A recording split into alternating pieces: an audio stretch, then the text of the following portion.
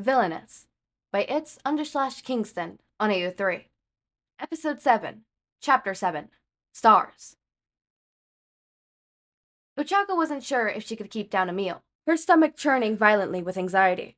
Everything could go wrong and end with either her death, or worst case scenario, the death of thousands, all because she failed. Worried thoughts buzzed around her head, like bees from a kicked hive. Taking a breath, Ochako grabbed an orange from the fruit basket on the counter and walked back to her room. The gravity hero grabbed her drawstring bag and put it on her shoes before exiting the balcony. After tucking the orange under her arm, for a moment, Ochako floated herself down to the ground. It was slightly bright outside. The sky was burning red color, slowly fading to a dark purple. The street lamps hadn't kicked on yet, so Ochako blindly hoped she wouldn't run into any guards in the dim lighting. Once she successfully made it to the fence, Ochako floated over, gratefully landing on the other side. She was getting increasingly better at hopping UA's stone wall. Beginning the walk to the park, she began silently eating the orange in her hand. Now it was nothing like the dormitory. Back there, Ochako was nervous, but she had the safety of UA's security forces and 4 walls around her. Out here, though, she only had herself to watch her back. It was a disturbing thought that wouldn't leave her alone. That any second, Toga could decide that Ochako wasn't worth the time and take her out. And we aren't talking about dinner. Ochako arrived at the park at 7:34 p.m. She had left early due to her constant churning stomach, which was now feeling like a tornado spinning around her abdomen. The gravity hero sat down on the same bench she had been at last night when Toga had shown up. Putting her head in her hands, she let her thoughts drift and considered what to do. The fact that Toga was coming back meant Ochako was worth the work, right? So it was likely the League was scouting her, or at the very least, they were curious. She was messing around alleys and asking about their name. Maybe that made them angry. What would she do if Toga was here to kill her? Obviously fight back. But could she win? Ochako sat up with a sigh. Overthinking was never good for anyone. A dark figure beside her on the bench made Ochako jump up, ready to fight who... They didn't attack her, so it was probably just a civilian. That almost got punched. This was really putting her on edge. The street lights were still off, but as the clock struck 7:45 p.m., they all clicked on. Suddenly the park was brighter, and after closing her eyes for a second, Ochako opened them again. Once she saw who was there, the gravity hero relaxed her fighting stance. She didn't feel safe, not by any means. She just didn't want to make a bad impression, or cause a fight. Toga sat on the bench, still, seemingly unbothered by the fact that Ochako took a fighting stance. She was looking towards the stars, before turning to Ochako and flashing a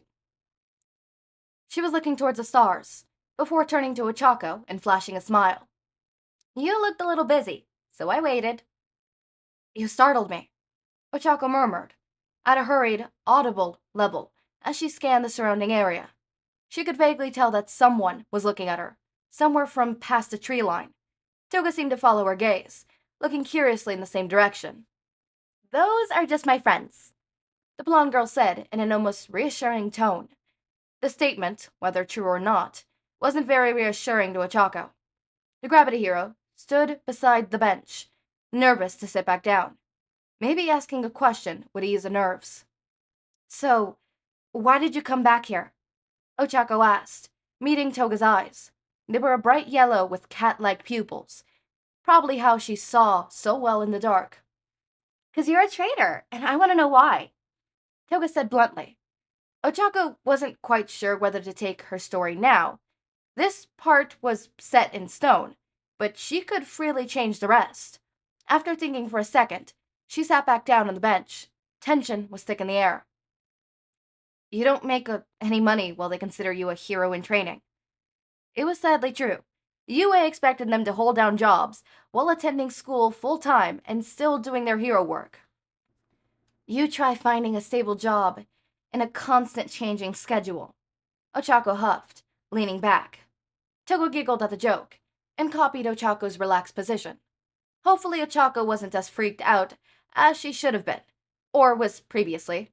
Right now, the tone of the conversation made her think back to sitting at lunch table with her friends. She knew that wasn't the case, yet still felt the connection between the two, the easygoing air about it. Why are you looking around for the League? Toga asked. Well, there goes that connection. You're successful. You bring in money and don't get caught doing it. Ochako replied. She hoped Toga couldn't tell that she was lying. Being killed in a children's park by an obscenely cute serial murder wasn't on the Gravity Hero's bucket list. Maybe she could add it. It might get completed soon. Lucky for you, we need some more members. Plus points, since you could get us UA information, Toga said. But it'll be really easy to just lie and get in, so you need to prove yourself first. She smiled, fangs poking out as she did. All right. Ochako tried to sound as confident as possible, but it was hard to. What was she gonna have to do? Toga laughed lightly. You look nervous, little hero. It'll be fine if you aren't lying. Besides, you're already betraying UA by being here. There's only a few more steps. She read Ochako like an open book, and seemed to try to reassure the Gravity Hero. Can I ask something a little stupid? Ochako cracked her knuckles as she spoke, a nervous habit. Toga hummed in acknowledgement, so Ochako continued. Is it something illegal? Toga looked at her for a second, judging whether or not she was serious. You've never broken the law? Ochako shook her head. For some reason, she was slightly embarrassed to say no. Makes sense. They've got you under lock and key in that school. It'll be fine. You'll get used to it. Toga shrugged. All right. Oh, and here. Toga took something out of her pocket and offered it out to Ochako. The hero took it and flipped it open experimentally. It's a burner. If any of us need to talk to you, it'll be untraceable through that. Thanks. What is she doing? Twice asked as Toga sat down on the bench beside Ochako. Be careful, he mumbled to himself. Shit! Twice jumped up. The hero had struck a fighting stance. She was going to attack. Kirigiri put a hand on Twice's shoulder. It's fine. Toga can handle herself in her own fights. We're here if something goes wrong. The Mistman said. The pair watched as the lights clicked on, making it much easier to see. The hero seemed to relax, looking incredibly nervous. Suddenly, she looked over at Twice and Kurogiri, causing Toga to glance in the same direction. The blonde said something, and the hero nodded. Did she see us? Twice asked. Crouched statue still behind a fallen log. Most likely yes, or at the very least she knows we're here. According to Toga, the hero could tell that she was there watching. Kurogiri replied. He was standing mostly behind a tree, a few feet away from Twice. Where are they going? They had been talking for a while. The hero sat on the bench beside Toga for a bit, before Toga stood up, gesturing for the hero to follow her. I'm not sure. Let's go. Kurogiri began making his way through the patches of trees scattered through the forest. Twice followed behind him, phone in hand. He shot Toga a text, hoping she would stop and answer. Hey, where are you two going? Shigaraki would have his head if he let the hero take out Toga. If Kurogiri or Toga let Twice get captured, or worse, killed, Shigaraki would be just as mad as them. He'd become like a father to the group, and while no one had asked for it, everyone appreciated his semi-caring nature. Twice's phone buzzed quietly in his hand. Me and the hero are going exploring. You two can stay back. I'll be fine. No way. He'll kill me if you get hurt. I'll be fine. Nope, we're following. Well, good luck. What? No more text came through, causing Twice to look up near where they were. The pair was gone, likely using the distraction to take off. Why is she always set on always rebelling? Twice huffed, crossing his arms and tossing Kurogiri the phone. After the Mistman read the messages, he began typing something out. I'll try to ask her. Hello, this is Kurogiri. It's important we know where you are, for the safety of the group and yourself. If they track down one of us, it's likely they'll convince themselves they can track down the rest. This will cause a ripple effect. More and more people will try to track us down. It'll be likely when Mr. Compressed and Muscular got caught.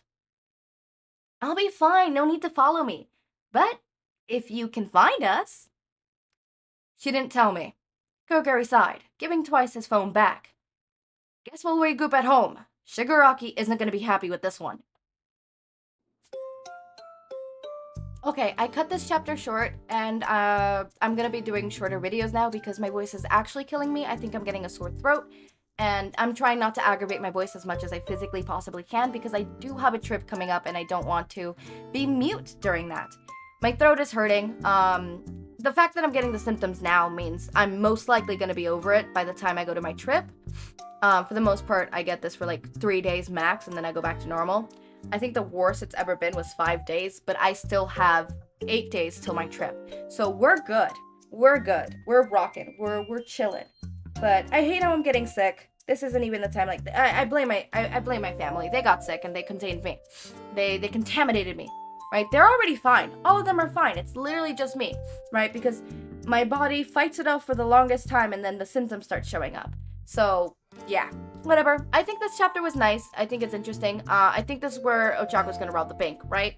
This is where Ochako's gonna rob the bank. The next one is her robbing the bank. So I cut it short mainly because I want to be able to still give you guys videos without compromising my voice and my well-being. So it's halved. It's Underslash Kingston. I'm loving your work so far. I know you said to not nitpick. I don't need to nitpick. There's nothing to nitpick. I love this so much. So yeah, if my lisp is worse or my reading is worse, that's because I'm sick. Kind of, not really sick. I wouldn't call this sick, but I'm getting a sore throat, and yeah, I could still record. I already see you guys typing. Delete your messages. I could still record. If I truly needed to take a break, I would take a break. Probably at the peak of it, I'll take 1 day break, and that's it. But for the most part, I know when I need to take a break. Don't even try lecturing me, okay? Anyways, as always, my raindrops, make sure to eat, sleep, drink water, take your meds. Have a wonderful day or night. Link to my Discord server and socials are down in the description. Subscribe to see more of my content, and thank you so much for watching.